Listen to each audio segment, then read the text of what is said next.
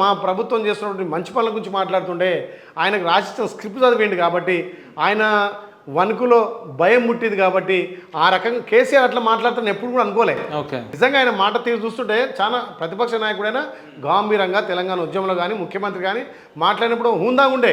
మొన్న మాట్లాడింది భయపడి మాట్లాడినట్టుగా ఏదో స్క్రిప్ట్ రాసి చదివినట్టుగా ఉంది తప్ప ఆయన సొంత ప్రసంగం కాదు. కాకపోతే కేటీఆర్ అంతా ఆయన ఆధీనం తీసుకొని నువ్వు ఇట్లా మాట్లాడాలి నాయన అని చెప్పి ఆయన మాట్లాడించినట్టు తప్ప ఇప్పుడు మొన్న మీరు ఒకటి ఎందుకెందుకు వాళ్ళ సొంత కుటుంబంలో వాళ్ళు వ్యవహరించిన తీరు ఎమ్మెల్సీ కవితకి ఏమన్నది మొన్న వచ్చి ఓకే, తెలంగాణ కరెక్ట్ డిసిషన్ తీసుకోలేదు, తెలంగాణ సామాజిక తెలంగాణ రాలేదు, ఆశించే తెలంగాణ రాలేదు. మరి మొన్నటిదాకా మీ నాయనే ఉండు కదా, మీ అన్నే ఉండుగా, మీ బావి ఉండుగా మంత్రులు.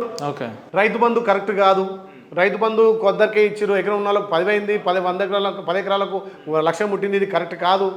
ఆ రోజు మేము గదే మొత్తుకున్నాం కదా. మరి ఆ రోజు వ్యవసాయ కూలీలకు మేమేమంటే ఇవాళ మేము వ్యవసాయ కూలీలు అంటే కవిత మమ్మల్ని సమర్థిస్తుంది, వాళ్ళ ఆయన తప్పులు ఎత్తి చూపుతుంది కదా. అంటే ఒక్కొక్కటిగా బయటపడుతుంది. ఇక 3-4 రోజులు హరీష్ రావు కూడా బయటపడతాడు. హరీష్ రావు వాళ్ళేమో పసుకుతలేడు.